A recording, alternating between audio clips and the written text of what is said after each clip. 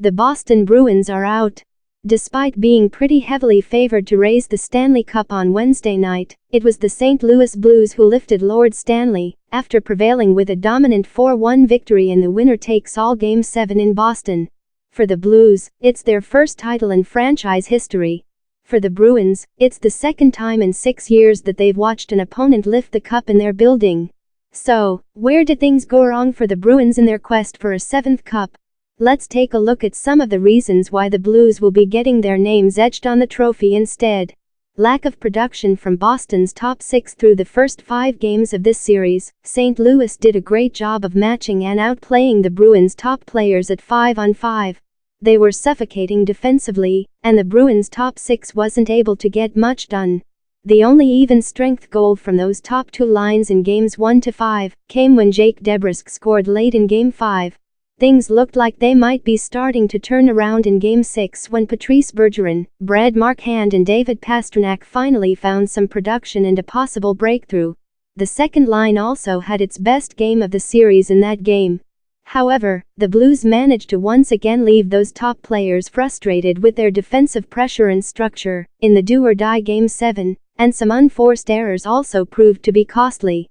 A terrible line change from Marchand in Game 7 led to the Blues' second goal in the opening period.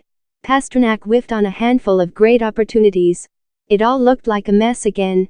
Credit goes to the Blues' defensive efforts for being incredibly effective at limiting the Bruins in the early going, as that was the primary reason why they were able to push Boston to the brink. Then, at the end, the biggest reason they were able to seal the deal.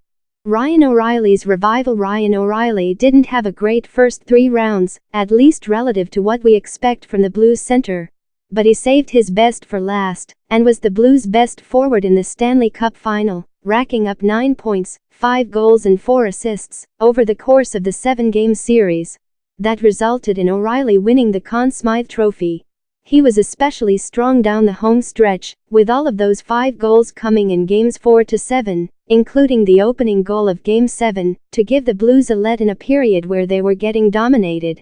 He became the first since Wayne Gretzky in 1985 to score in 4 straight final games. Pretty good company.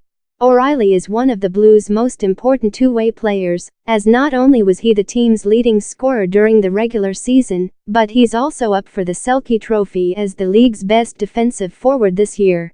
O'Reilly also led the Blues in 5-on-5 shot share, 57%, and had a 78% goal share, 7 goals for, 2 against.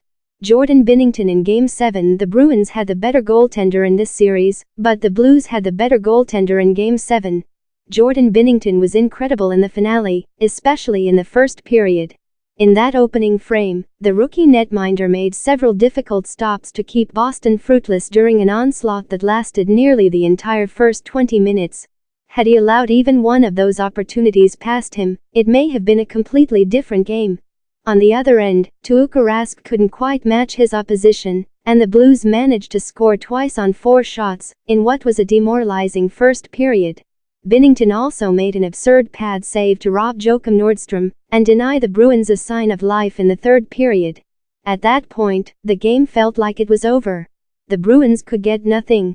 It was another case of Binnington bouncing back well after a tough performance. He looked rather pedestrian in a Game 6 loss in St. Louis, and he was the single biggest reason the Blues were able to jump out to an early lead in Game 7.